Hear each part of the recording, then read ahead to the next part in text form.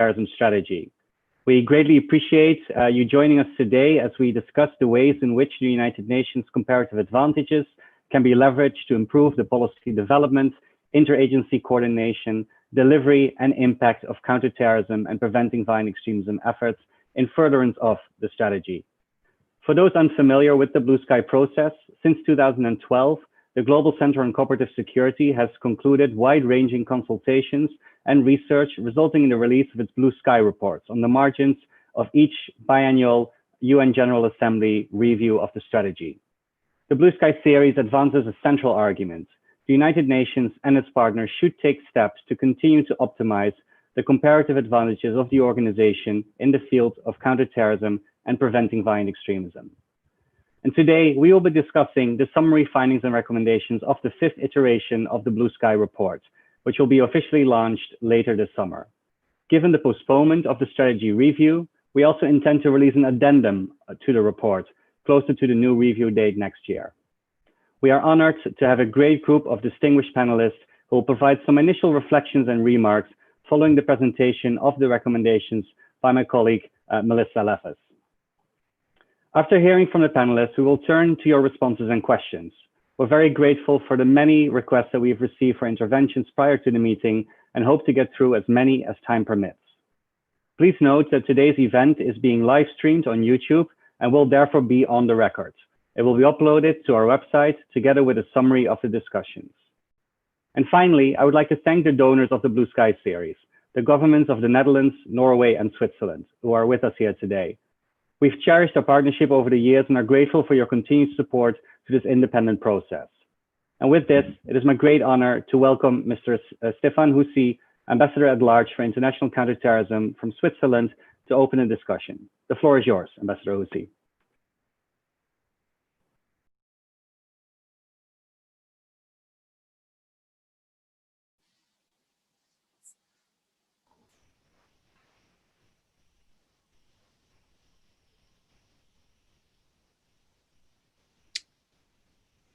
Okay, good morning, good afternoon, good evening, wherever you are in the office, at home or on the road.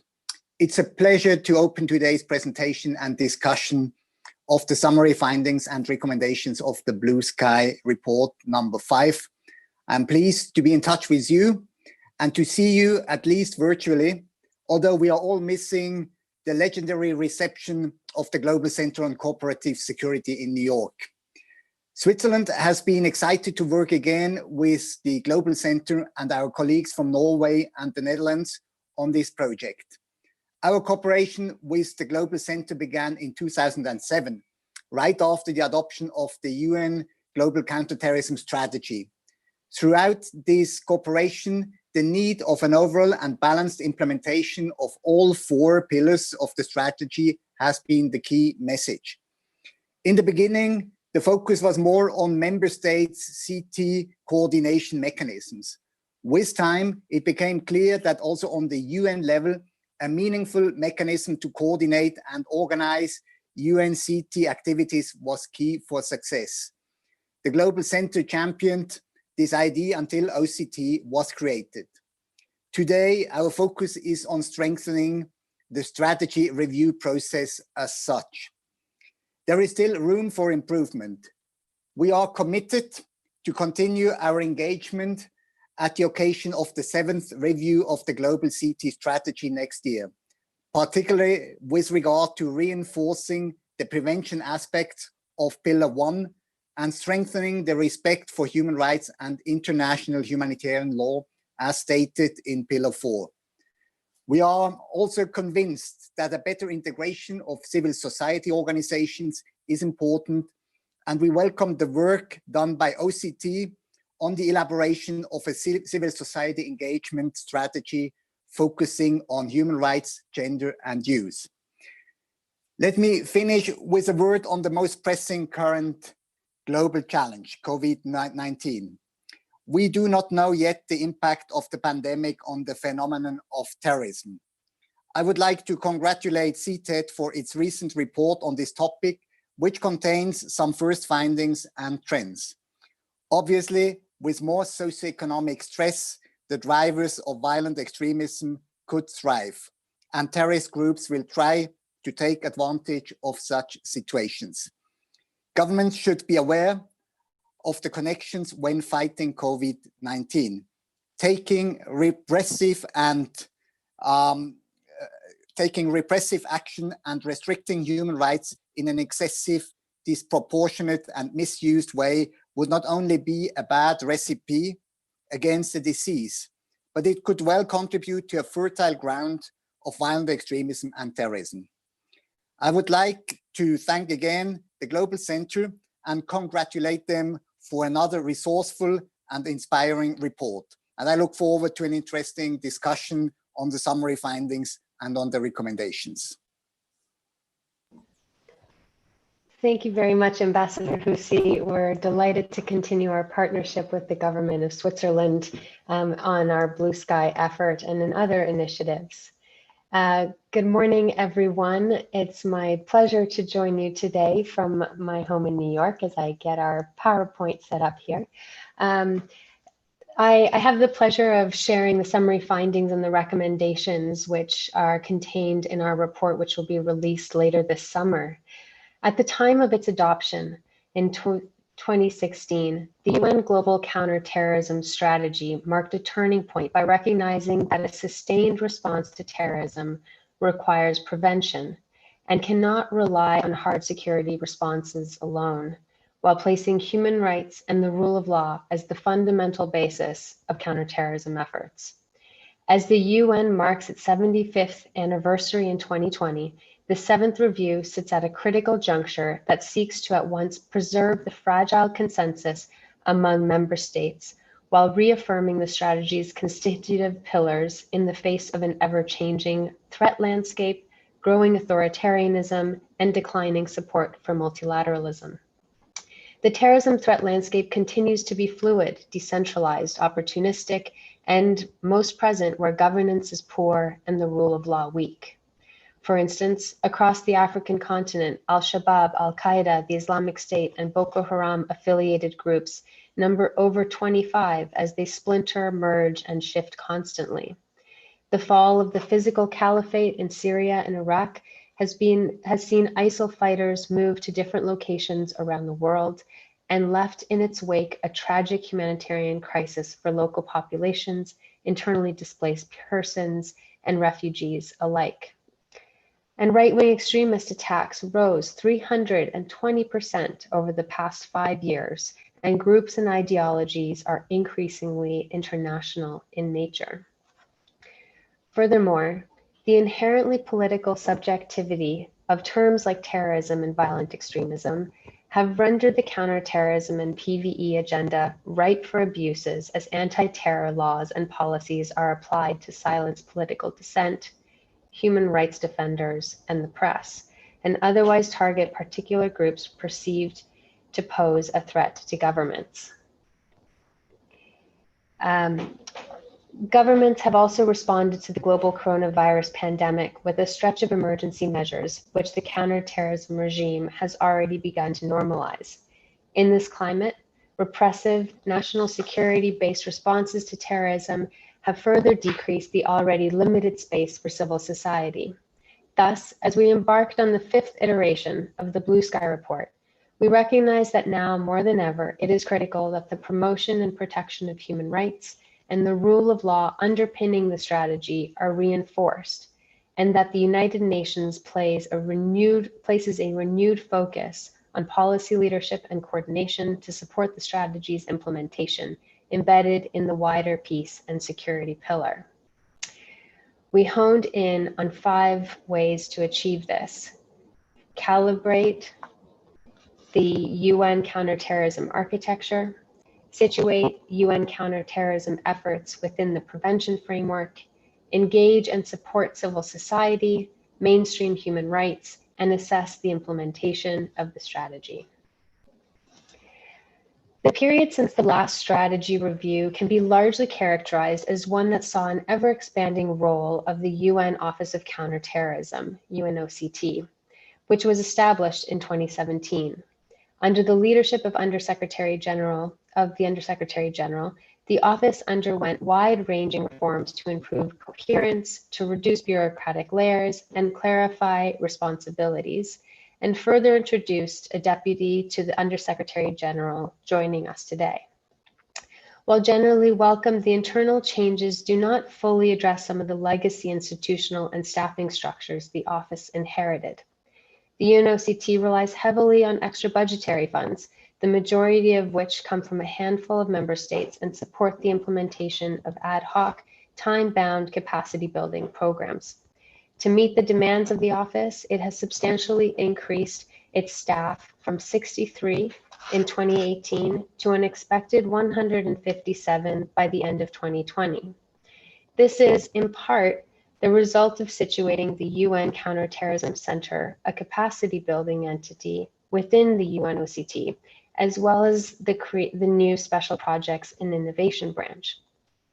The results have been to focus significant energy on delivery of capacity building rather than on the multiplier effect of coordinating the 43 entity-wide membership of the Global Counterterrorism Coordination Compact.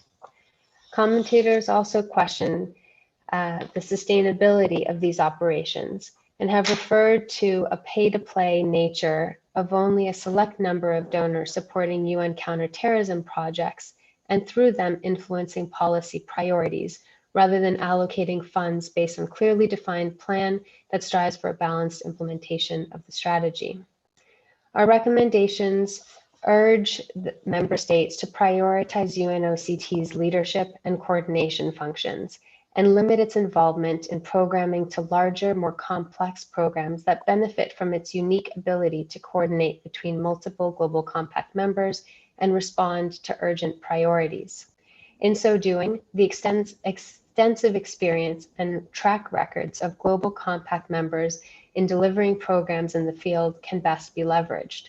Coordination efforts, however, must be rooted in a clear set of performance indicators and strategic priorities that reflect the needs of societies impacted by both terrorism and counterterrorism measures. These should be informed by UN country teams, CTED recommendations, and field-based research. The decentralization of the terrorism threat underscores the need for localized responses and cooperation, and recontextualization of terrorism within more integrated violence prevention efforts. The Secretary General's reforms and prevention focus are based on the idea that the United Nations is a field-based organization and that it requires decentralized decision-making, principally achieved through the newly independent and empowered role of the resident coordinators and country teams. We recommend that the Secretary General direct greater integration of counterterrorism and PVE efforts within the United Nations peace and security, human rights, and development agendas by supporting upstream violence prevention, setting longer-term and locally driven priorities, and monitoring context-specific indicators. UN resident coordinators can play an important role to ensure that counterterrorism efforts are part of, not the center of, broader UN efforts, given the potentially distorting effects that activities may have. The bulk of the focus of our 5th edition of the Blue Sky Report is dedicated to realizing meaningful engagement with civil society and the mainstreaming of human rights as the foundation of all counterterrorism and PVE efforts. As was previously noted, the global decline of human rights and the shrinking of civic space should only amplify the UN's commitments to Pillar 4 of the strategy, which states that the promotion and protection of human rights and the rule of law are the fundamental basis of all counterterrorism efforts. A vibrant and active civil society plays a critical role in empowering communities, enhancing resilience, supporting accountability and transparency, advancing the rule of law, and achieving the purposes and principles set out in the UN Charter. However, the proliferation of counterterrorism and PVE measures has in many cases securitized the roles of civil society and been directly correlated to shrinking civic space. Provisions restricting the freedoms of expression and opinion, association, assembly, and religion, as well as administrative measures, have also been invoked to target civil society activities. the operational space for civil society is further being constrained by onerous restrictions at the local, national, and international level imposed as part of counterterrorism financing regulations and sanctions regimes. Humanitarian actors face manifold challenges in this regard as they operate in complex situations where armed conflict, terrorism, and humanitarian crises overlap. Although some improvements have been made to the UN's ability to support member states in their implementation of the fourth pillar, abuses continue to rise from the application of broadly defined terrorism laws. We are joined in our recommendations here by a chorus of our partners from around the world, many of whom are with us today. Acknowledging the UNOCT's efforts to develop a civil society engagement strategy, it must transform the way it partners with civil society organizations to be more consultative and reflective of their views and experiences. The UN system must also actively protect civil society space by addressing the issue of shrinking civic space correlated to counterterrorism and counterterrorism financing measures. And finally, any UN effort to involve civil society should be designed and monitored against the framework put forward by the Secretary General's 2020 Call to Action for Human Rights, which called for a mechanism to be put in place and guidance provided to UN leaders to positively engage with interlocutors to promote and protect civic space, to respond to undue restrictions on civic space, and to protect the space for different stakeholders to express their views. On human rights, the deficits of Pillar 4 projects, dedicated staff, and well-resourced mandates persist. We urge member states and the United Nations to make the mainstreaming of human rights across its counterterrorism and PVE efforts an express priority, including by forming a unit which would oversee this effort. The United Nations should also build on the normative framework against which member states will be held to account. And finally, we encourage gender parity across the Global Compact and the mainstreaming of gender-sensitive approaches that support broader women, peace, and security objectives and account for the varying experiences and effects, impacts, and needs of people of different gender identities. Finally, we turn our attention to assessment of the implementation of the strategy by member states and the support of Global Compact members. The Secretary General depends on member states sharing information voluntarily with limited infrastructure for drawing on existing country-specific and thematic analysis and outputs of the UN system. Member states should endorse the Secretary General's 2019 recommendations to develop a comprehensive human rights-based results framework for assessing the implementation of the strategy across all 4 pillars. The recently established Global Compact Working Group on Resource Mobilization and Monitoring and Evaluation could play a critical role in this regard. Additionally, there is a need for a more structured process for soliciting the input of non-governmental actors and incorporating that into the development of the Secretary General's biennial report ahead of the strategy review to better inform the negotiation process and priority setting. Together, these recommendations, supported by a more comprehensive report to be released later this summer, aim to support the UN to seize its comparative advantage in the field of counterterrorism through focus on leadership and coordination that systematically accounts for human rights and civil society. I thank you for your kind attention. Thank you very much, Melissa, for your overview of the Blue Sky 5's principal findings and recommendations and insights into the broader research and analysis contained in the full report, which, as you mentioned, will be released later this summer.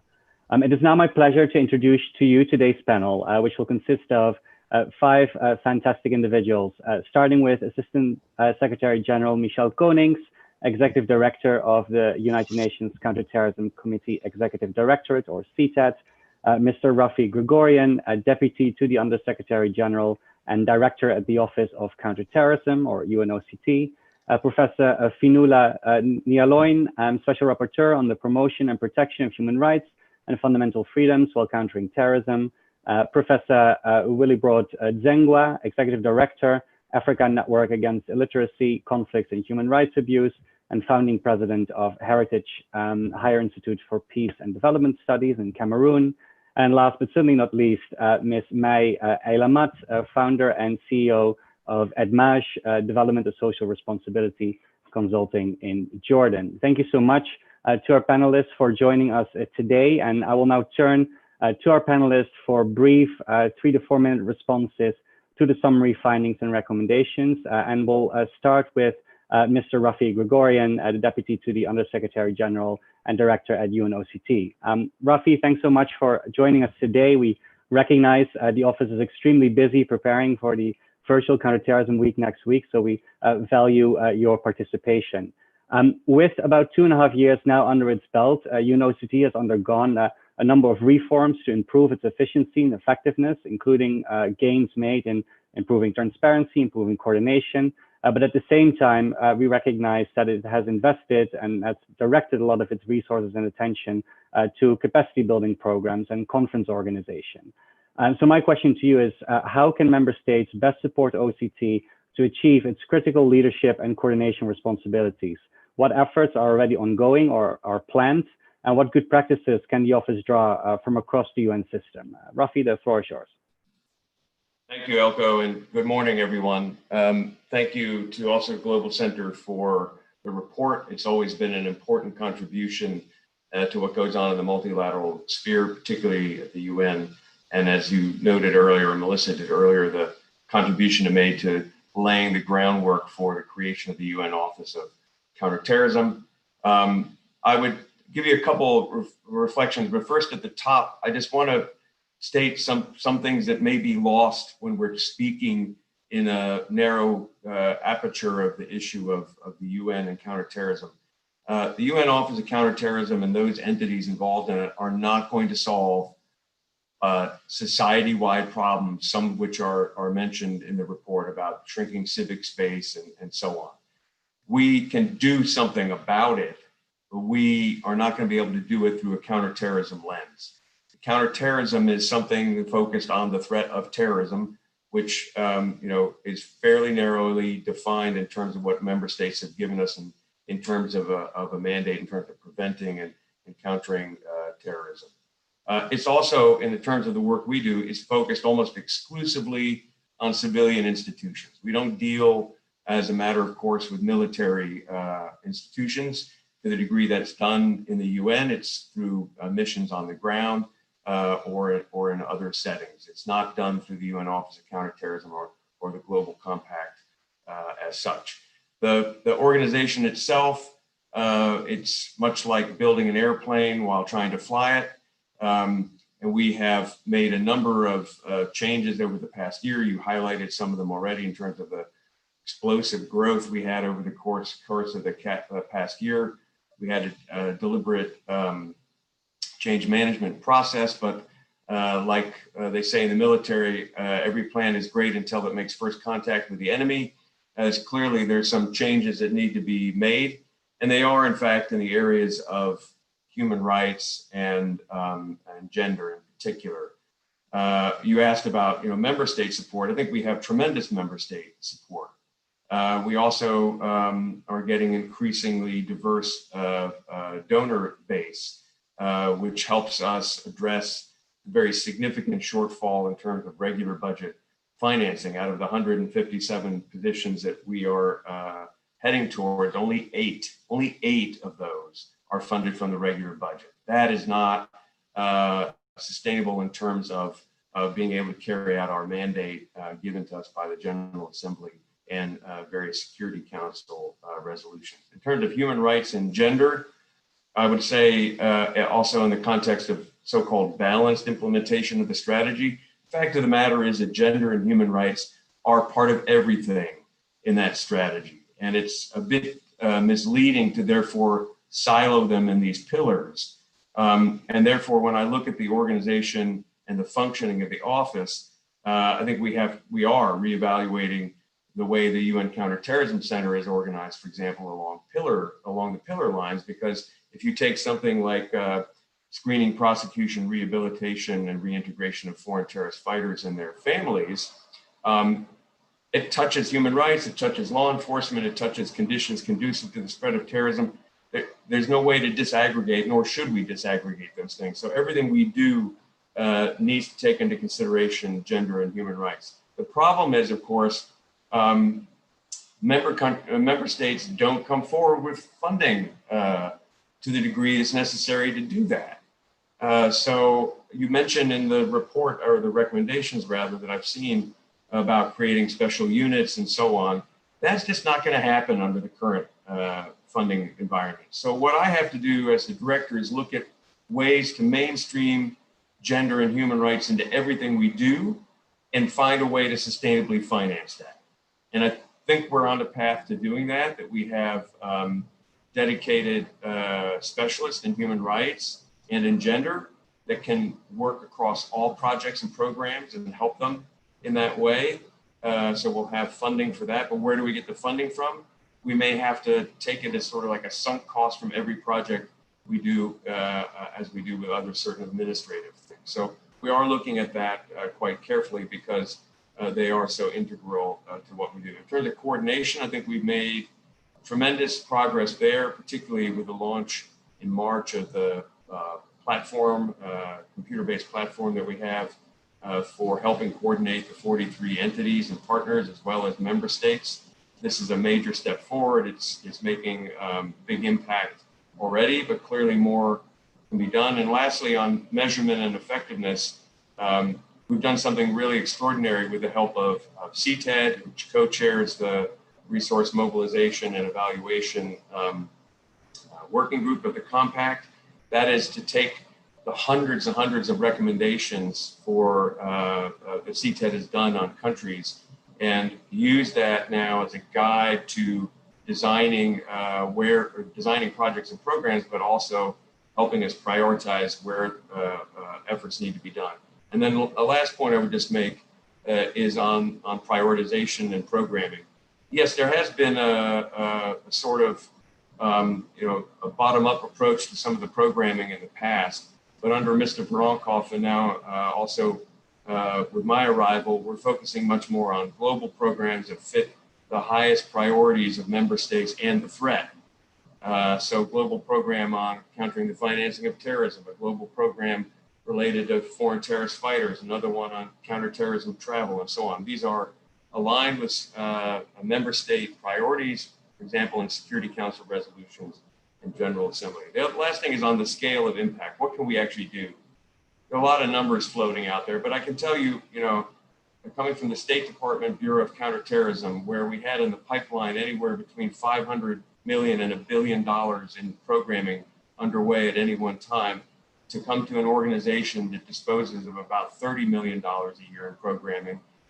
No one should be under any illusion that we can compete at scale with some member states in terms of donation. So we have to be very careful and specific where we're going to have the biggest impact, either in terms of setting a standard, operating in places where others cannot, or otherwise driving the agenda forward. So we have to be very careful stewards of the limited money that we do have.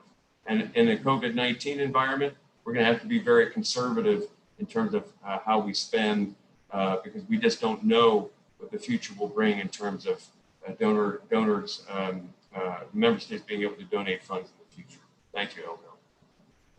Thank you very much, Rafi, for those insights into what UNOCT is doing, its sort of opportunities and limitations when it comes to funding, when it comes to priority setting, and of course, in the current environment, all of us are readjusting the way that we operate and the way that we work. So really grateful for some of those insights. I'm going to turn now to ASG Michelle Konings, the Executive Director of CTED. Michelle, thank you so much for joining us today. In his May 2019 report on options for assessing the implementation of the Global Counterterrorism Strategy, the Secretary General recommended the creation of a comprehensive human rights-based result framework to improve the assessment of the implementation of the strategy. Blue Sky reports in the past have consistently raised that Pillar 4 remains underfunded and in certain cases under-implemented. So as a member of the 43 entity Global Compact, Michelle, and as co-chair, as CTAD being co-chair of the Resource Mobilization M&E Working Group, I'm curious to hear what your vision, what CTAD's vision is for establishing clear metrics and goals to guide the Global Compact in supporting strategy implementation, and your perspectives on how CTAD will fulfill and will work with its assessment function to support this. Michelle, the floor is yours. Thanks a lot. Good morning, good afternoon, and good evening to all excellencies, ladies and gentlemen. It's a real pleasure to participate in this event, and thanks for having shared with us your first findings and recommendations on the 5th edition of the Blue Sky report. Looking forward to the full report that will be diffused after the CT virtual week. A lot to look forward to. Now, the role of CTAD has been really very clearly stipulated by Security Council resolutions, and 2395, the last one, is clearly describing our mandate, and our mandate is very simply to be described as one, the CT/CV assessor of the United Nations at the CT assessment visits, or ensuring thorough, very even-handed, very coherent and consistent objective ways of looking at what is done in the 193 member states in terms of CT and CVE. So it's extremely important that we follow up on these assessments and that we ensure that this dialogue, which starts during the visit, is continued and is being followed up, and that our findings, our recommendations, which are part of a very scrutinized process, all being exchanged in real time, in fact, with the implementing partners, and of course with the Global Counterterrorism Coordination Compact, where CTAD is a permanent member. So we have invested a lot in OP 18 of 2395 in establishing a very solid relationship between the two principles of the organization, CTAD and OCT, but also through the very regular meetings at directors level, at operational level, to ensure that our recommendations are being honored through TA and capacity building activity. And with the birth of the Global Counterterrorism Coordination Compact and our role in the 8 working groups, Director Gregorian referred to the very important resource mobilization and monitoring and evaluation working group, but there are lots of others where CTAD is operating as chair or as vice chair, not to be neglected, the border management and law enforcement working group, the one on judicial matters and CFT, the one on national counterterrorism strategies, and so on and so forth.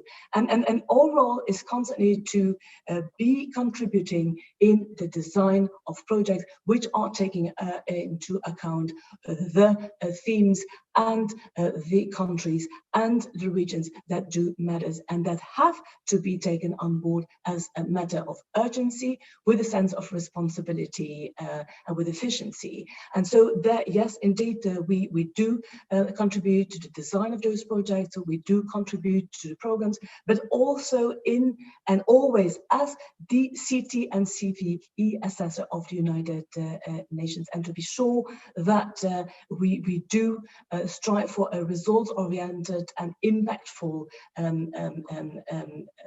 result, in fact, and that we, of course, listen to the needs of the member states, to the requests of the member states, but also continue to listen to the country teams and the resident coordinators, because they are our UN representatives on the field, and they have a privileged bridge with the governments, with the implementing partners, with the donor community, and with all other players of United Nations, as development, human rights, security and peace, all in fact to be seen as one. And as you rightfully said, we need a whole of society and whole of government approach, and then therefore it's essential that we continue with our second and third part of our collection of tasks, not only assessing but also ensuring that we follow up on the trends, developments in the states, and especially on the COVID-19,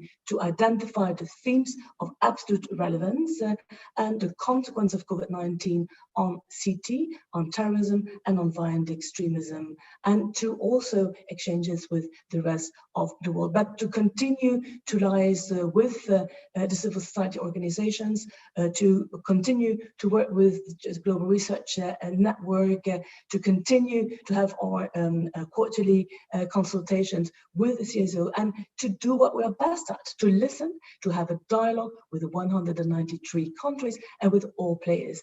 Of course, taking into account that our primary partners or the government authorities, but also to get engaged ourselves and to encourage the government to get engaged with all possible players at the society level, be it religious leaders, be it the CSOs, the NGOs, all those who can play a role in the stipulation of policy and legislation. And finally, and last but not least, to play a role as facilitators of the delivery of technical assistance. And that means that we have continuously to follow up with the permanent representatives here in New York, who play a vital role in making the bridge with the capitals, with our contact points in the capitals, and with the country teams and the resident coordinators. Because every single day we see that there are movements in trends, that there are movements in the state of the member states. Let's not forget that violent extremism and terrorism thrive when states are fragile and fragilized. And we know all that on the COVID-19, there is a lot of concern about how quickly a state can be fragilized, safety-wise and security-wise, and how that might impact also the appetite of investing in terrorism and violent extremism, how that might impact the possible shrinking of the civic space, and might even have an impact on those who are in absolute need and who, because of all these reasons, receive less and less aid. And that's exactly what we don't want to, because the United Nations is there to join the forces and to be the first supporter to the member states wherever and whenever needed. Thank you. Michelle, thanks very much. And it's great to hear both from you and Rafi how the partnership between CTAD and OCT is continuing to progress, how the assessment functions and the trend monitoring that CTAD conducts is influencing a lot of this work, and how the UN as an institution is connecting with a diverse range of actors to get that input, both from the headquarters level, but then also importantly from the ground, from the field level. So really appreciate those insights. I'm going to turn now to Professor Fionnuala Ní Oileáin, the Special Rapporteur on the Promotion and Protection of Human Rights and Fundamental Freedoms while Countering Terrorism. Fionnuala, it is great to have you with us here today. Against the backdrop, as Melissa mentioned, of a global decline in human rights and civic space, it is critical that the strategy's fundamental basis of promoting and protecting human rights and the rule of law is upheld. In your role as the mandate holder, as Special Rapporteur, what do you hope to see from the UN's counterterrorism architecture when it comes to the mainstreaming of human rights across all counterterrorism and PV efforts, including UN programming as well as guidance to member states? Fionnuala, the floor is yours. Thank you. Excellencies, ladies and gentlemen, I'm very glad to join you today, and also my esteemed colleagues from UNOCT and UNCTAD. And also just to acknowledge the support of Norway, Switzerland, and the Netherlands. I think the reality is these are often quite uncomfortable conversations. They're a point of real divergence, both as to where resources should go and what the best way for the architecture to function. So I think think we all appreciate the capacity to have, if you want, sometimes uncomfortable, but the hard conversations that drive us all to a sort of a long-term and shared goal, which is of directly addressing the causes that produce and sustain terrorism and extreme violence, and to find ways to do that in sustaining and long-term ways. I think from the mandate's perspective, I want to just say a couple of quick things. The first is just to reflect on the word balance. And balance is a complicated word, but there is a clear balance found in the UN Charter itself, the vision of the Charter of how we address the sort of complexity of issues that challenge states, of which terrorism is one of a small number of really overarching global challenges that has consistently dominated the attention and the realities of states, both domestically and internationally. And that question of balance is one, I think, that is essential for us to come back to, not least because without it, we actually don't get to where we want to go.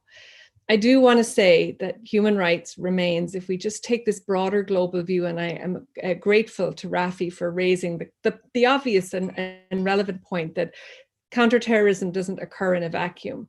The global context is an enormous crackdown on human rights. I'm going to share with you a global tracker that the mandate has developed in the context of the COVID-19 crisis that shows literally state by state the scale and use of emergency and exceptional powers in the context of COVID. And to be clear, not all of them are related to the crisis. That's the problem, that here, under cover of COVID, we see trends that are accelerating essentially on the downscaling and the crisis of human rights protection across the globe, including on the most fundamental of rights. And that, I think, concerns us all. Human rights, unfortunately, remains the decorative fringe on the edge of the table. The words are used, but they are used often without concrete and sustained implementation. And I'm grateful and understand Rafi's commitment. I think mainstreaming is where it has to be. And I think the really key point about mainstreaming is mainstreaming requires resources. And I think OCT is perfectly correct in saying that states who say they're committed to human rights in the advancement of counterterrorism will have to pay for human rights in the context of countering counterterrorism and support those actors. So that is one of my, if you want, a vision for forward is actually a willingness to pay for what we say is absolutely necessary. I also continue to believe that we need a standalone human rights mechanism within the global architecture. And the reason for that, I think, is a lesson that we take from mainstreaming gender in multiple global institutions, is that it's not either or, it's not mainstreaming and leaving aside specialization. It requires both. To do mainstreaming well, you need a density and a tipping point of expertise within a structure to actually advance the human rights protections and the rule of law guidance that is needed. These are not abstract concepts. They seem abstract and often they're invoked in an abstract way. But the key point is that actually on every policy and every measure, you need an oversight and an assessment of the human rights impact and actually human rights input, which is, if we say we need specialized counterterrorism input for state, we no less need specialized human rights input for states. So I think that standalone piece is going to be absolutely essential, and with all of the complexities of paying for it. But I just want to be clear, security doesn't work without human rights. Security isn't advanced without human rights. And the long-term goal of addressing the conditions conducive is fundamentally, in some ways, a fool's errand if we haven't hardwired in the human rights pieces that essentially ensure that it's done in a way that is sustaining. Let me say just a couple of other brief comments about what I think we want to look for, also evidenced in the report. M&E is essential, and we do see a renewed and deep focus on M&E within the Global Compact. I think that's to be welcomed. But the mandate has consistently made the case for specialized and standalone human rights impact assessment to accompany M&E. Generic M&E will not get us to where we need to get to on human rights enforcement within the Compact. The second, I think, very specialized thing we need is, and I concur and recognize the greater, if you want, proximity of relationship between UNCTED and UNOCT in this space. And I think that's really helping us get to a one UN.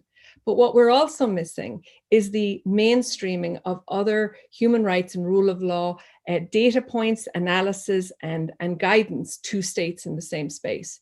So just as CTED recommendations are now being used within the global context, it seems to me entirely essential that UPR reviews, Human Rights Committee, and Economic, Social, and Cultural Rights recommendations to states on their existing treaty obligations are mainstreamed. And I will say, and I think you all know this, and I've said this before, so you won't be surprised, CTED recommendations are not public, and it is great that they are being shared, but most of us don't know, none of us actually know what they say. Only one state, Switzerland, has agreed to let its recommendations be made public. So without some transparency, it's really great that in the magic box things are being shared, but without some degree of greater transparency and with the same kind of requirement of openness, will we really understand what it means to say that this sharing is happening in an effective way and in a way that advances human rights protection. Finally, let me just close by just affirming the value of the report's comments on civil society.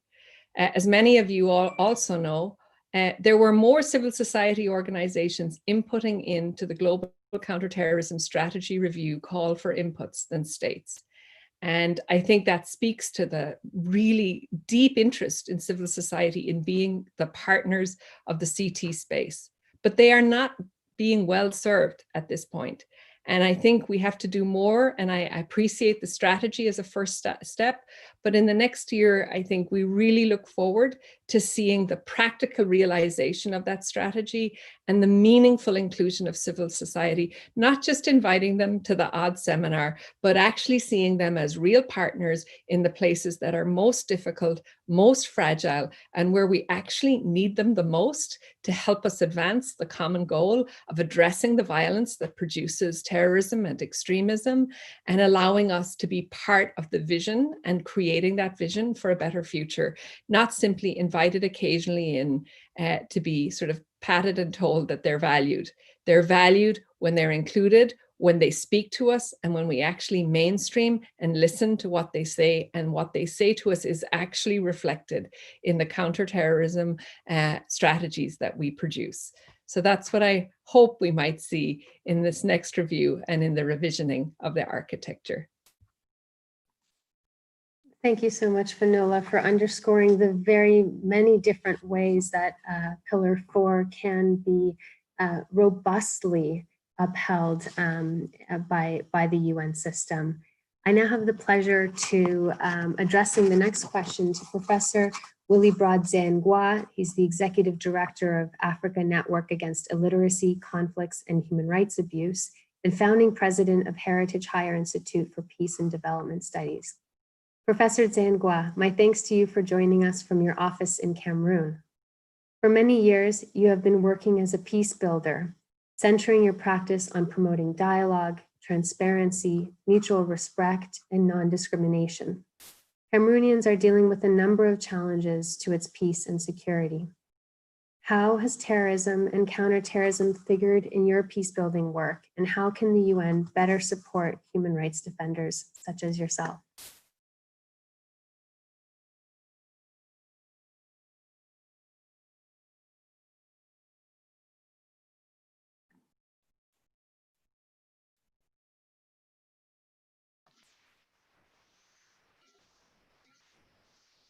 Yeah, thank you, Melissa, for your interesting remarks and questions. Your Excellencies, distinguished ladies and gentlemen, I am glad to be part of this great dialogue from Cameroon. Yes, contemporary Cameroon is infested with serious conflict situations and enormous security challenges, some of which include the Boko Haram phenomenon in the far northern region of Cameroon. Others include highway armed robbery, often known as Coupé de Route. Then we have the crisis in the eastern region of the country, which sprung from the civil crisis in the Central African Republic. And of course, an important conflict would be the crisis in the Northwest and the Southwest regions. The former UN Southern Cameroon's UN Trust territory which is also known as Amazonia, which is currently seeking for independence. So these are some of the peace and security challenges which we have in Cameroon. How does terrorism and counterterrorism play in my peace building efforts in Cameroon? Let me note that we have my activities in peace building has been as divergent as the definitions of terrorism in Cameroon in itself. Well, everybody, including the United Nations, attests to the fact that the Boko Haram phenomenon is terrorism. But of course, the challenge is that we are unable to check government excesses when it comes to human rights abuses in that area. And then the problem of definition, another serious case would be the Anglophone crisis in the Northwest and Southwest region, which is not officially considered by the UN as and the international community as terrorism. But of course, the central government of Cameroon considers that as terrorism in order to garner international support against what the people consider as self-determination. And of course, the government has come out with the anti-terrorism law, which is defining terrorism and anti-terrorism or counter-terrorism in its own ways.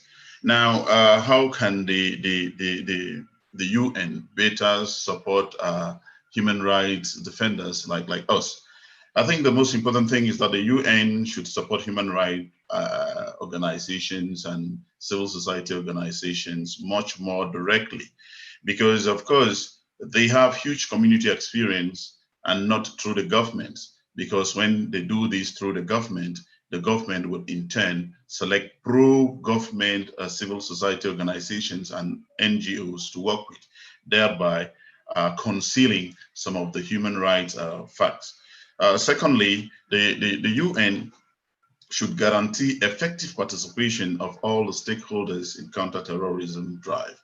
That is, government officials, to a limited extent sometimes, international and local NGOs, religious, traditional, youth leaders, women groups, and all of that. The UN should also clearly redefine what terrorism and counterterrorism is, in order not to give way for each and every country to do their own definitions and effect counter-terrorism solutions which might be abusing or abusive to human rights abuse.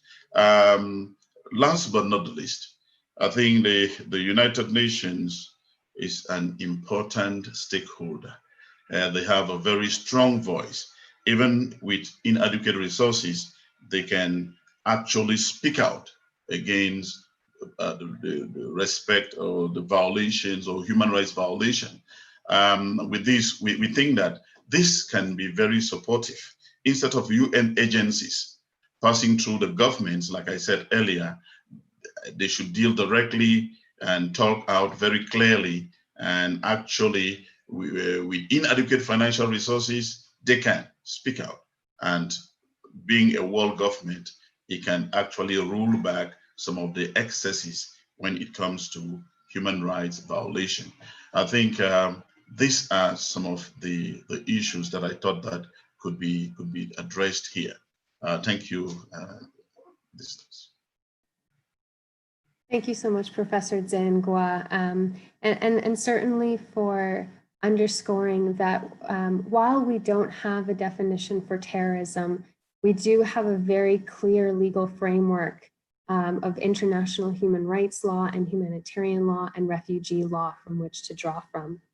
I now have the pleasure of introducing Ms. May Elemat, founder and CEO of EDMUJ, Development and Social Responsibility. May, thank you for joining us from your home in Jordan. Over the course of your career, you have long advocated and worked towards ensuring citizen engagement across a range of issues and are passionate about building partnerships between the United Nations, member states, and local communities, specifically youth and women-led organizations. You also attended UNOCT's regional conference in Abu Dhabi and the preceding civil society workshop. What can the UN system and member states do to ensure more meaningful and sustained engagement in particular with women-led organizations. May, the floor is yours. Thank you. Excellencies, ladies and gentlemen, it's my pleasure to be, to share with you my thoughts on the level of civil society engagement from Jordan. Thank you for the Global Security for this important report.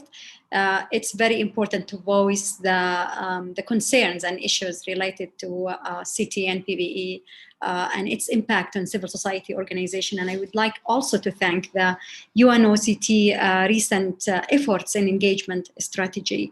We hope all the efforts will contribute to having real meaningful stakeholder engagement and engagement strategies for civil society organization in this arena. I would like to comment on some of the recommendations that the report came on and some of my thoughts related to this recommendation. I will start with with the engagement itself. So I would urge the UNOCT to engage the right partners, in different countries, the right civil society organization, and not only the counterpart and local partners of the UN offices in different countries. From my participation in different, activities, sometimes what I face that I see all the people that already have partnership with the UN, organizations in the countries. They are, of course, great partners, but I would urge, the network to be expanded beyond the normal local partners. I mean, who got funded, who implemented, projects with the UN organizations in each country. My second point is, engaging grassroots organization and CPOs, the community-based organization, including the women-led organization. We often, exclude such organization because they are not familiar with the terminologies, with the concepts. Sometimes the language is an issue, but I'm sure there are some mechanisms that we can engage those CPOs, especially that they know all challenges on the ground. They have direct contact with the real people, and also they face more challenges from the PVE and CT mechanisms in each countries. The next point I would like to make is we need to set out a rigorous methodology for engagement. I'm a strong advocate, as you say, to citizen engagement, and I always go to advanced way of engagement, which means I would love to see engagement and designing the methodology of engagement itself. So why we don't go and consult different practitioners, civil society activists into the methodology itself and see if it's inclusive, if it's gender mainstreamed, if it's really meaningful and will work on engaging the right partners and the right people without excluding any, faction of the community. And within the UNOCT reset engagement strategy, I think we can work in better improvement in the future, maybe on a few years after we implement the current strategy. My second point also is regarding the quality assurance after the implementation of the strategy. So we need to ensure that any mechanisms and regulations on the local or international level is not impacting civic space and human rights. And we need to create a communication and complaint channels between the UNOCT and civil society organizations to raise their concerns around human rights and civic space issues. And independent reporting could be one of the solutions or one of the ideas that UNOCT can work into reporting on this, reporting directly to the UNOCT and produce recommendation on how to ensure that human rights and civic space are well respected in light of the implementation of the CT and PVE strategies in each country. We also, I would emphasize on having two ways of communication during the engagement and the consultation.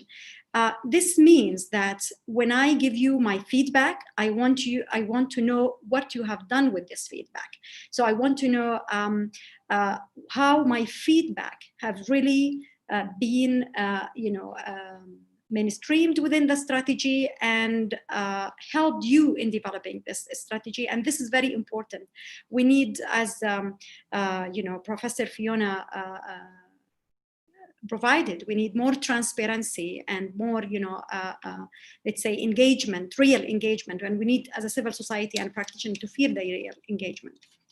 The last point I would make is that, I would echo also Professor Fiona. My point in assessing the strategy implementation is that I would urge the OCT not to assess the strategy implementation from a point of view of the progress, what we have done and not done. No, they have to also include indicators like was there any issues related to human rights and civic space? What about the transparency and public face of the strategy and its engagement and its, let's say, communication strategy? Was it accountable? Can I hold them accountable as a citizen, as a CSO, as a practitioner? And did the strategy, while implementation, ensured also engagement in the implementation and design of different programs related to the implementation?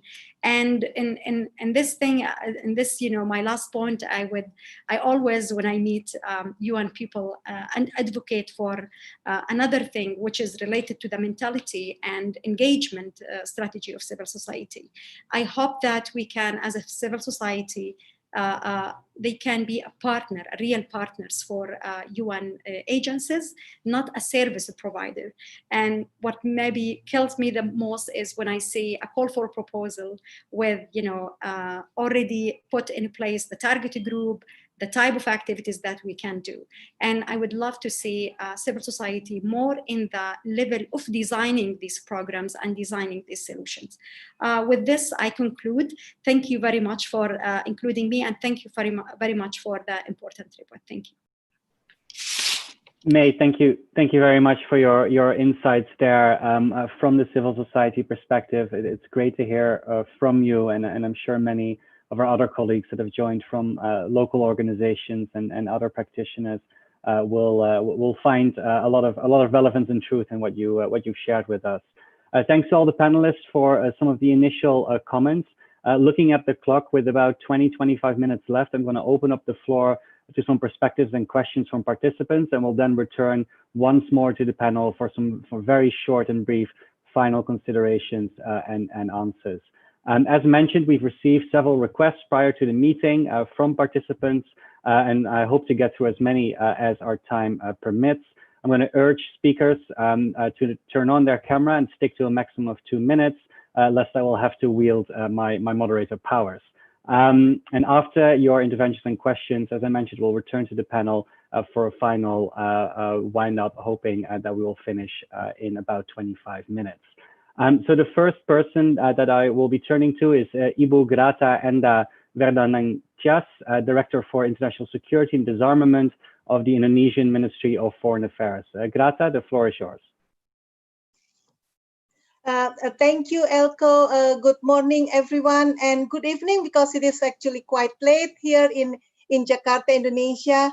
Let me just joining by welcoming the launch of the latest Blue Sky independent report of the UNGCTS. I would like to thank Global Center for some of the important key finding and recommendation. It is indeed valuable, and it will also fit to the process of improving our own city strategy. I just like to comment on just two specific aspects of the report. First, the importance of situating the UN counterterrorism effort within the prevention framework.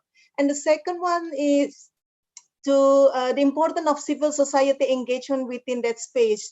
Now, this is, I think, listening to all the panel, this is something that I think most of the panel are also consider very important. But for Indonesia, these two aspects actually goes hand in hand, and they complement each other when we are implementing some of the program related to city. Now, the prevention agenda set forth by the UN Secretary General is not only opens the opportunity for one UN approach, but also it's provide actors like member state for collaboration beyond UN system by including our regional organization, forums such as GCTF, of course, and international and local civil society organization. Now, the guidance and also coordination coming from the UN of these various stakeholders is actually help us to deliver a better sustainability, engagement, and more importantly, in our case, local ownership of city and PVE effort. Now, this is crucial for us in order to have a more effective and efficient capacity building at all levels, particularly given to those at the frontliners in the local level. Now, this also brings me to my second point about civil society engagement. Now, Indonesia has seen firsthand the benefit of engaging with youth organization, women-led organization, victim of terrorist association, and even community lead and religious leaders on city effort. They have been very helpful in helping the designing and implementation of the program at the local level, and also have built and strengthened what we call the community resilience. We have incorporated civil society organization into our rehabilitation and reintegration effort for violent extremist prisoners. This is also help us to provide continuity of care post-incarceration. And many of our CSOs are actually participating in the virtual today meeting co-organized by the Global Center, and we hope to continue working on this. Now, just in closing, I just like to flag that during Indonesia presidency next month of the UN Security Council, we will also look to advance city effort, including with regard to prosecution, rehabilitation, and reintegration effort. And looking forward to your everyone's support on our endeavor. I thank you. Grata, thank you very much for your remarks. Thank you also for keeping them within the timeline, which is appreciated. But really grateful for Indonesia's insights and sharing of experiences on this front. I'm now going to turn to Ms. Betty Bigombe, Special Envoy of the Ugandan government on the South Sudan peace process, as well as a advisory board member of the Global Center. Betty, I really look forward to your insights.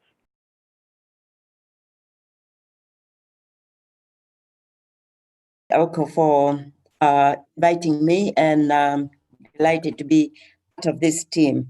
Well, first and foremost, I'd like to congratulate UN for this well-researched paper. It brings out a lot of issues that are pertinent and that we should pay more attention to. But since there's very, very limited time, let me cut it to the chest, because we're talking about prevention, among other things.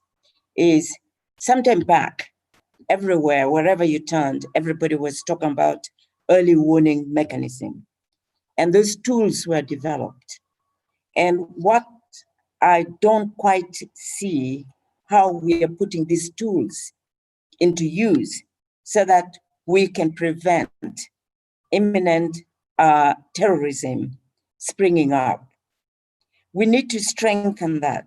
And we probably need to train more people to see how the tools that have been developed may be revised now, because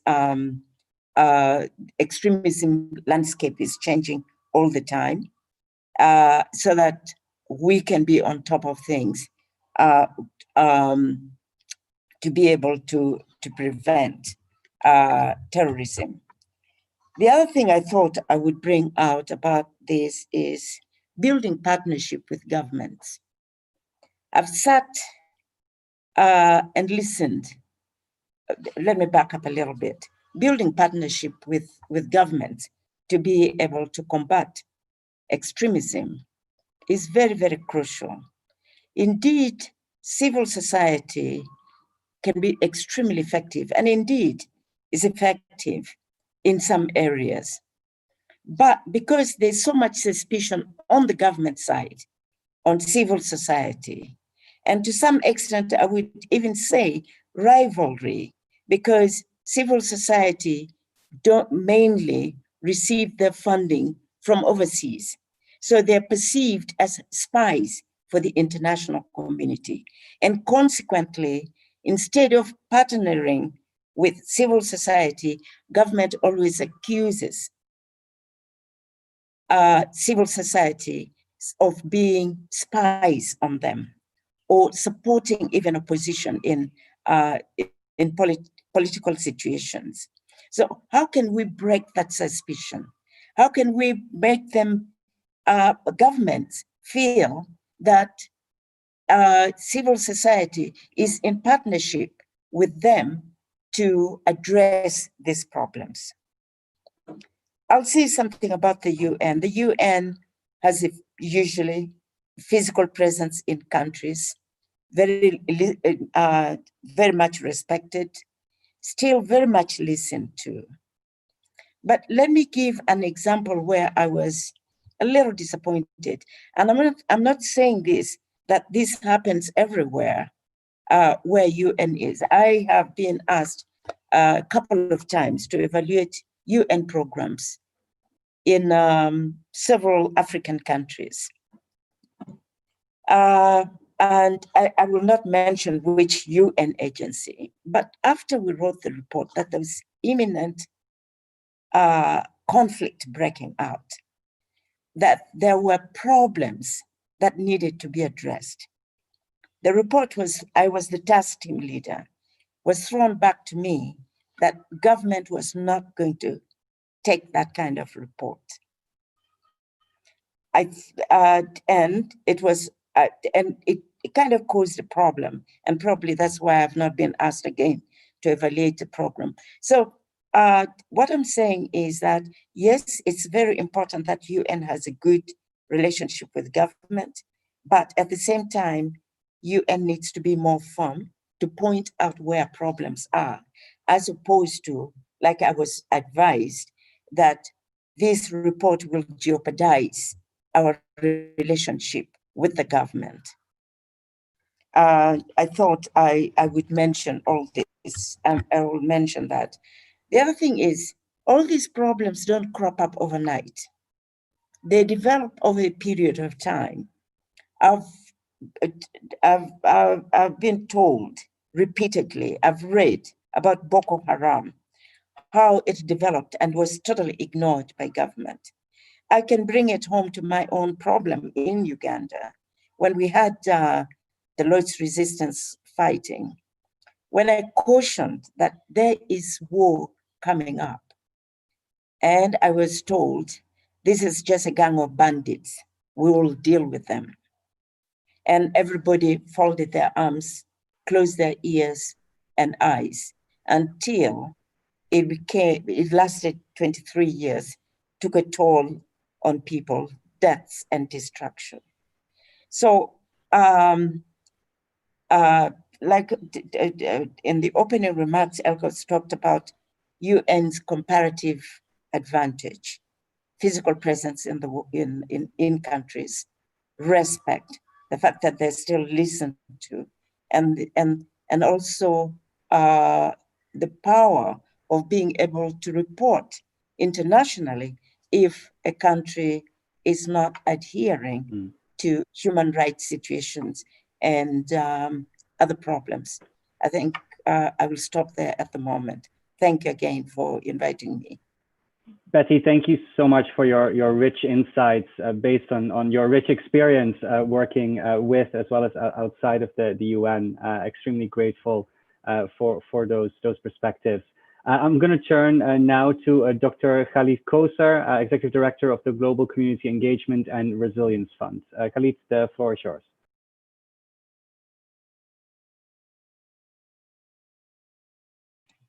Elko, can you hear me? We can. You can, great. Thanks very much for the invitation. I'll be brief. First, I'd like to congratulate you and the entire team on an excellent report. Well done. I hope it has the influence that it deserves to have. As I understand the report, one of the main recommendations is about listening to civil society and making sure that civil society has the correct input to the institutional architecture. And so I thought in that spirit, I'd simply share with you an interesting meeting that we chaired just this morning, where we had a discussion with 90 members of civil society from 8 countries across the world, and we discussed with them the intersections between preventing violent extremism and the COVID-19 pandemic. And I'll just give you some of the highlights which I think illustrate the importance that you're making in the report of taking civil society seriously. We asked, one question was how they felt the pandemic had impacted terrorism and violent extremism currently. And I think 2 clear themes came out. One was that there's an increase in recruitment by violent extremist and terrorist groups who are mobilizing the pandemic. And at the same time, there's reducing resilience amongst individuals and communities, for example, because of a lack of employment and lack of prospect going forward.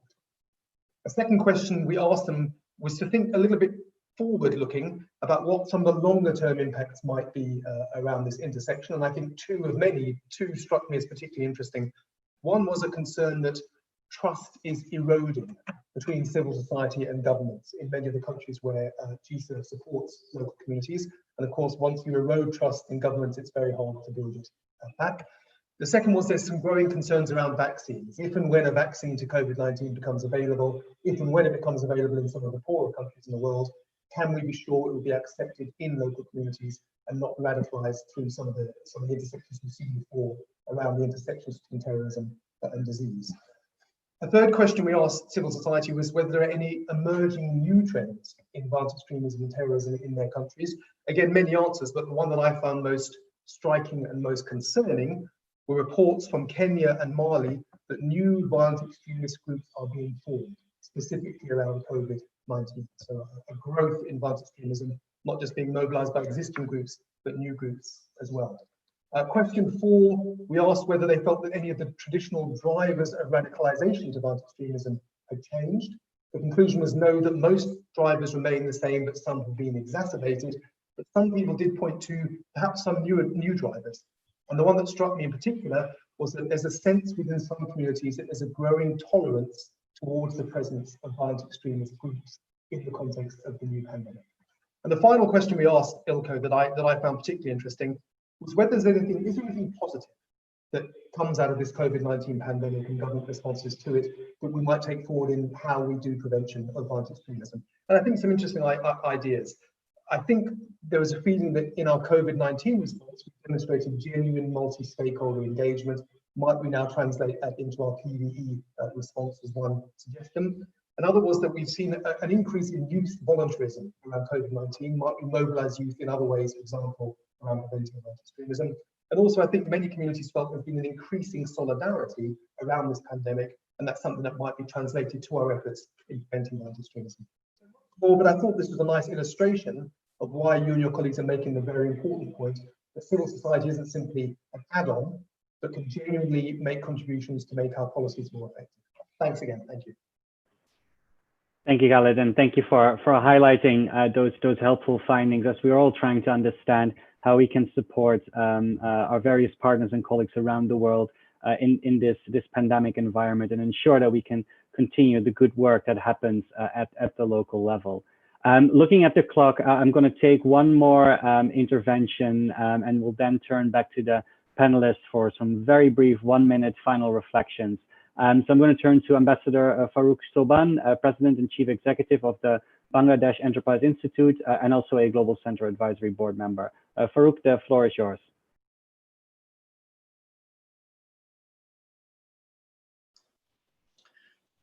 Thank you, Elko.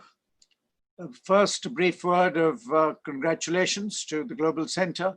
I think you've given us an excellent report with recommendations which we certainly at the Bangladesh Enterprise Institute fully endorse. In particular, recommendation 7, the role of civil society. I think that's going to be critical. What we have endeavored to do over the last 14 years, where BEI has been actively engaged in implementing now over 25 programs and projects on CVE, is to work with grassroots organizations across the country. We have 64 districts in a country with 165 million people. We've now been working in 60 of the 64 districts, and very soon we hope to make it all 64. We also serve as a bridge between the government and civil society. But I should stress that in the wake of the COVID-19 pandemic, Bangladesh faces huge challenges. The economy has been seriously impacted. Unemployment among the youth has increased. And so the work which we have been doing in the area of working with youth and women and grassroots organizations in addressing the problem of radicalization and extremism has certainly increased. I think, therefore, the role of the UN, in particular the UN Office on Counterterrorism and UNCTED, with whom we enjoy now an 11-year relationship, has clearly increased. And therefore, I hope that this report will, and its recommendations will receive the attention it deserves. The space for civil society has been shrinking.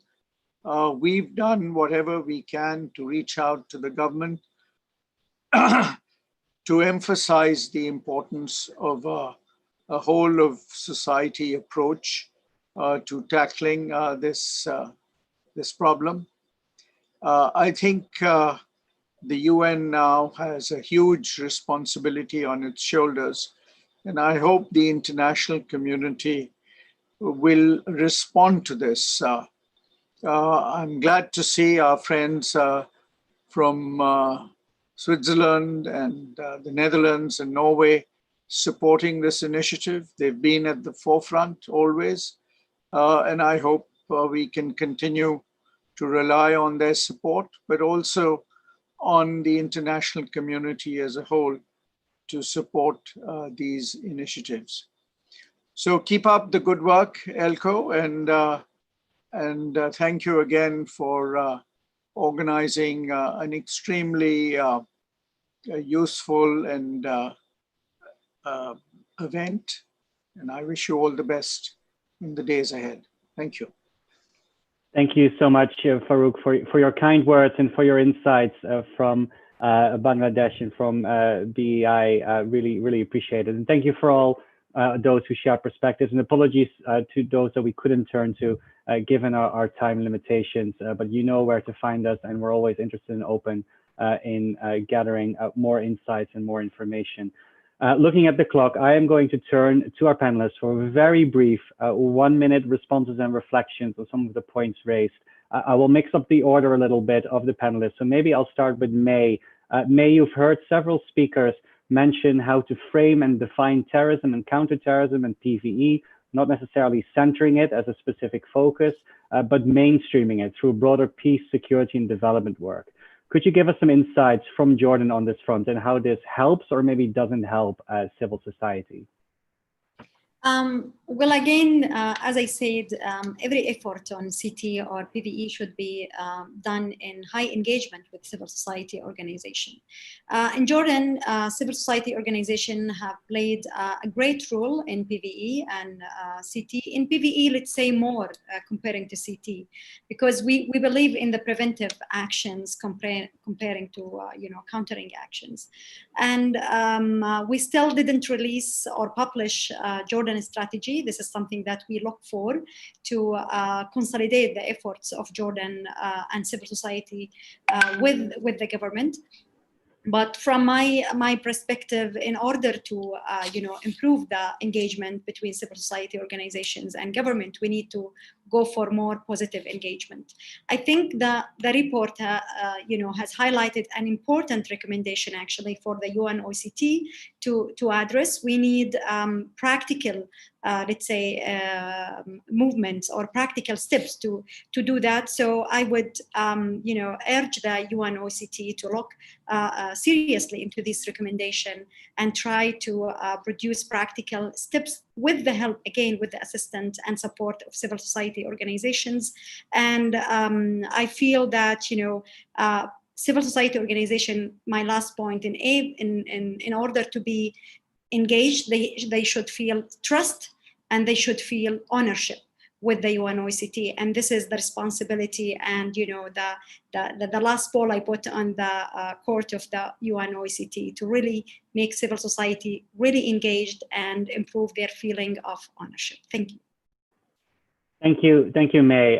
That's maybe a nice bridge to invite Rafi to respond to your comments as well as the comments of others around OCT civil society engagement strategy. Also recognizing, of course, that our discussions are happening against the background of widespread calls for social justice here in the US and around the world, and build on the many democracy protest movements that are very active globally. So curious to hear, Rafi, your response to this and sort of the question of what can civil society partners expect from the UN, from the UNOCT in the coming period before the upcoming strategy review. Thanks, because I know we're very pressed for time. I'll just say it's a topic that requires more conversation. But first of all, we started from a kind of low point a couple of years ago and have been building up quite strongly over the past couple of years to address civil society engagement. For example, in advance of the report that we did for the Secretary General, we invited civil society to comment. We had both online and other ways of submitting views about implementation of the global counterterrorism strategy that got factored into the report the Secretary General issued. We now have a civil society engagement strategy, which a shortened version of it is on the website for people to look at. And of course, we have begun including civil society in all our regional conferences. And of course, they'll be involved in the virtual CT week. And they were supposed to be very heavily engaged in the in-person CT week that's been postponed to the next session of the General Assembly. So yes, and that is not just a reflection of the importance of civil society in terms of countering terrorism and getting their views and enlisting their support, but also a reflection of the recognition of the pressure that they're under, which is unfortunate because they are such important allies in countering terrorism. One last point I would just make, our hope had been to get UN Office of Counterterrorism grant-making authority, which many other UN departments and agencies have. We don't have it. It would certainly make our ability to work directly with civil society organizations as beneficiaries when we are implementing specific types of programs. Thank you. Over. Thanks very much, Rafi. Turning to Fionnuala, and maybe asking for your response, particularly on this question of civil society engagement, but also sometimes the over-reliance on civil society or having civil society fill spaces that it really shouldn't be filling because some of those areas are responsibilities for government. I'd be curious for some of your reflections on that front.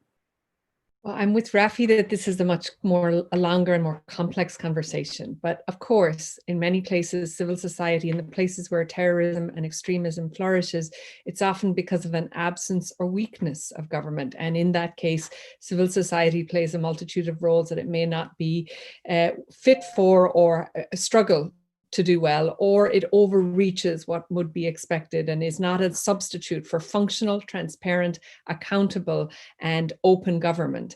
I would say and can close though, that at the end of the day, and I think we're all agreed, prevention is what works. Prevention is messy, it's slow, it's not quick, and it's expensive, and the results may not be immediately seen. And so it requires states to make those long-term sustained investments. Addressing conditions conducive. This is the smart, effective, and ultimately financially sound way to address the global challenges we are in. But again, it requires long-term strategic and beyond a 2-year thinking in terms of the strategies around terrorism and violence. And including civil society, as I think one of our speakers noted, it's burdensome it absolutely slows things down. It requires more voices in the room, and it is going to be more complicated to take account of those voices. But actually, that's what works. And so learning that actually we have to readjust our processes to be aware of all of those more, if you want, burdensome factors, because they are burdensome, but ultimately these longer term sustainable goals will be reached through that kind of critical engaged approach, and that recognizes complexity and messiness and is prepared to do the work, and most importantly, that governments will be prepared to pay for that work. Thank you, Fionnuala. Recognizing that we are a couple of minutes over time, I'm just going to turn to Willibrod and then to Michelle for just some final reflections, some final thoughts from your end. So Willibrod, let me turn to you first. Yeah, thank you very much. I think what I'm going to say as my last remark is that one of the most untold, unspoken conflict in the world today is the ongoing crisis in the northwest and southwest regions of Cameroon, a former UN trust territory which actually achieved independence by UN standards, which is currently engaged in an independence struggle. This war has caused more than 500 villages burnt, more than 4,000 people killed, including women and children, more than 1 million people or children out of school for 3 years, more than 1 million internally displaced persons. So we plead to state that the UN needs to intervene. And through this, I think we want to welcome the UN drive for global ceasefire and the 5 Nobel Peace Prize laureates who are focusing on ceasefire in Cameroon. But the question is, what would the UN do concretely if the ceasefire is not effected in the northwest and southwest regions in Cameroon? That is why we stated very clearly that the UN has a very strong voice, and therefore, since the crisis in the northwest and southwest regions of Cameroon has a UN connection, I think the appeal should be that this is time for the UN to actually march words with action in order to roll back the violent extremism that is ongoing in Cameroon. Thank you. Thank you, Willibrod, for emphasizing that important role that the UN has to play in this regard. Michelle, turning to you last. Thanks a lot, Elko. 3 points. One, partnerships and bridge making more important than ever, especially now on the COVID-19. With whom? With the UN community, and that's ongoing work. With the member states, ongoing work through the PRs and the focal points in the capitals, and with the RCs and the country teams. So important, because only then we'll have focused and targeted priority choices, which will eventually lead to tangible results. That can be reached only by one thing, and that's dialogue, inclusive dialogue. Second, human rights, rule of law, compliant approaches, gender-sensitive approaches, and age-sensitive approaches. It's a fil rouge, it's a recurrent theme at CTAD. We have all the experts in-house. They are an integral part of our assessment team. They liaise with the research community, and they translate all this knowledge into products, analytical products, and good practices. And that is exactly what one of the panelists was alluding to. Third, and also that was alluded by two panelists, transparency. I can't agree more that we welcome the transparency of our reports, but we are there depending on the approval of the visited member states. And I do welcome the good example given by Switzerland, who did not only in full shared their report with all the community, but also briefed recently the Security Council on their progress made. An example to be followed. We encourage all the member states before, during, and after our visits in doing so. In the meantime, we have to trust each other and respect each other's roles and tasks and responsibilities. Thank you very much. Thank you, Michelle, and thank you to our panel. Very grateful for all of your insights. I'm going to turn now to Mr. Huib Mijn-Arend, the Special Envoy on Counterterrorism for the Netherlands, for his closing remarks. Huib, the floor is yours. Thanks, Ilko, and thanks for having me. And it was for me very interesting to sit here, watch you all speak, and listen to the interventions. For me, I'm still learning every day, and this was very useful in that regard. I think what this discussion made clear is that we all attach great importance to this blue sky process, whereby I think we can reflect on the GCTS and also provide guidance how to further broaden the support for the strategy, as well as how to improve its implementation. And I think I would argue that both aspects go hand in hand. I think first of all and foremost, I want to thank you. I want to thank the Global Center for your excellent work in drawing up this report, and also in leading the 5th Blue Sky process. I remember when I was working in New York, and I think Grata remembers that as well. Often we sat down in order to discuss the so-called, I think, shadow reports with respect from NGOs with respect to the special procedures, and this reminds me a bit of that. I think it's excellent that this is taking place. I'm really impressed by the quality of your work and by the what I already saw, the recommendations, also the presentation on the recommendations. Focusing on the need for resource mobilization, leveraging the role of OCT, the importance of mainstreaming of human rights. We have spoken about it a lot this afternoon, and of course the role of civil society. And I think, to start with the latter, this process, and I think as well as GCC's leading role therein, are for me symbolic for the indispensable role civil society plays and has to play in the field of preventing and countering violent extremism. Diplomats tend to call themselves rather quickly and easily experts, but in the end, I think we very much depend on you and civil society in order to show us, member states and UN alike, where we can do better. And I think there's definitely room for further improvement.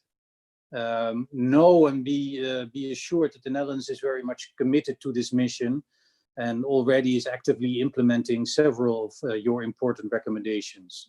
For instance, through the initiative that we lead in the Global Counterterrorism Forum, the GCTF, together with Morocco and UNOCT, and in cooperation with the Global Center. And this initiative, our goal is to at least stimulate dialogue between all stakeholders on the topic of countering the financing of terrorism measures, while at the same time, very important, safeguarding civic space and try to provide clarity and cooperation. And in the end, also providing both public and private actors with practical recommendations for a successful approach in this field. Now, maybe let me turn to another focus area of the Blue Sky recommendations, and it is mainstreaming human rights in counterterrorism. I think, and as far as I understood, everybody here around the table agrees that human rights need to be at the core of any CT and PVE approach. And we will, of course, also as the Netherlands, continue to convey this message also in our capacity as a member of the Human Rights Council, for instance. And let me underline, and several of the speakers underline that as well, that we all have a role to play here, government, civil society, and international organizations alike.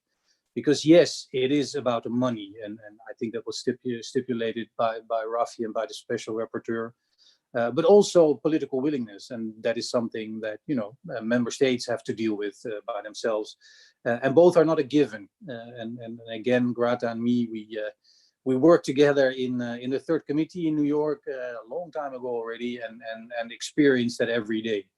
And both, I think, need to be there in order to win the cause, and there's still a world to win here. Also, a world that needs leaders, and I think we all have to be those leaders, and we will support the UN to take up a leading role in this field, because I think it was Professor Nzadora, if I pronounce it correctly, who I think very eloquently underlined the importance of a visible UN that leads in the field of human rights. I think we cannot underestimate the symbolic, but also the practical value of a leading role of the UN there. Let me end, I think, then by also applauding the work of the United Nations in its international efforts against terrorism, because and sincerely hope that UNOCT will continue to fulfill its coordinating role within the Global Compact, and will ensure meaningful engagement of civil society in the review next year. Know that you can count on us, and I assume that people joined here today to help you wherever we can. Thank you, Elko, for organizing this. It was really a pleasure to be able to participate. Thanks. Thank you so much, Huip, and thank you to all who have participated from across the world, both in today's meeting as well as in the broader Blue Sky process. Thank you to our distinguished panel and those who provided interventions. Thank you to the Netherlands, Norway, and Switzerland for their continued support.